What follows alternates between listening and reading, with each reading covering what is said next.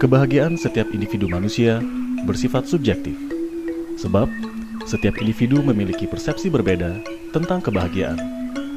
Ada yang memaknai kebahagiaan berhubungan dengan tersedianya semua kebutuhan primer dan sekunder. Ada pula yang mengartikan kebahagiaan dengan aktualisasi diri. Berkat pembangunan dengan tingkat pertumbuhan ekonomi sangat tinggi, Indonesia berhasil berada di jajaran negara disegani di dunia, termasuk menjadi anggota G20 yang merupakan blok negara maju dengan kekuatan ekonomi terkuat di dunia.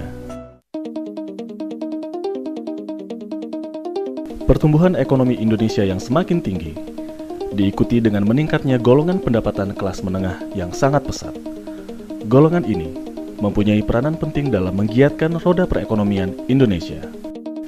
Angka pertumbuhan ekonomi yang tinggi merupakan lampu hijau lancarnya pembangunan di Indonesia, yang ternyata dibarengi pula dengan menyalanya lampu kuning, berupa masih bercokolnya kemiskinan di kehidupan rakyat Indonesia, tumbuh suburnya kriminalitas dalam ragam dan kuantitas, jumlah pengangguran yang sulit ditekan seminimal mungkin, serta demonstrasi anarkis dan kerusuhan yang kerap terjadi akibat tak kuasa menahan diri dari tekanan masalah.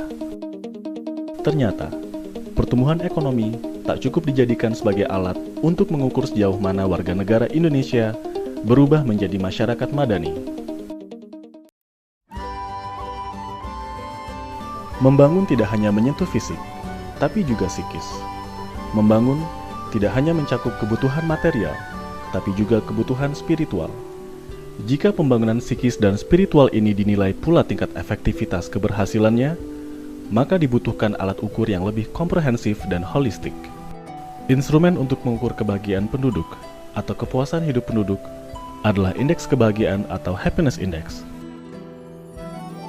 Indeks kebahagiaan telah disusun oleh negara-negara maju yang tergabung dalam OECD dan negara lainnya. Indonesia pertama kali mengukur indeks kebahagiaan melalui survei pengukuran tingkat kebahagiaan yang telah dilaksanakan pada tahun 2013. Indeks kebahagiaan disusun oleh 3 dimensi, yaitu dimensi kehidupan personal, dimensi kehidupan keluarga dan sosial, serta dimensi lingkungan. Setiap dimensi disusun oleh indikator domain kehidupan yang esensial. Indeks kebahagiaan hidup penduduk Indonesia tahun 2013 adalah sebesar 65,11. Beberapa fenomena menarik ditunjukkan hasil survei. Orang miskin belum tentu tidak bahagia, dan orang kaya tidak selalu bahagia.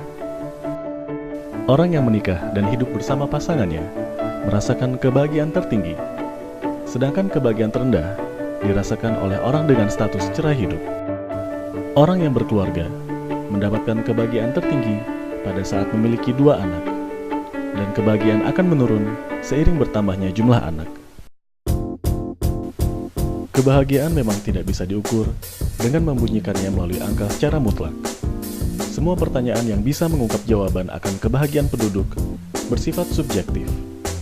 Usaha mengungkap tingkat kebahagiaan penduduk melalui metode sains sudah merupakan langkah maju untuk terus bisa menemukan cara paling tepat mengukur tingkat kesejahteraan masyarakat.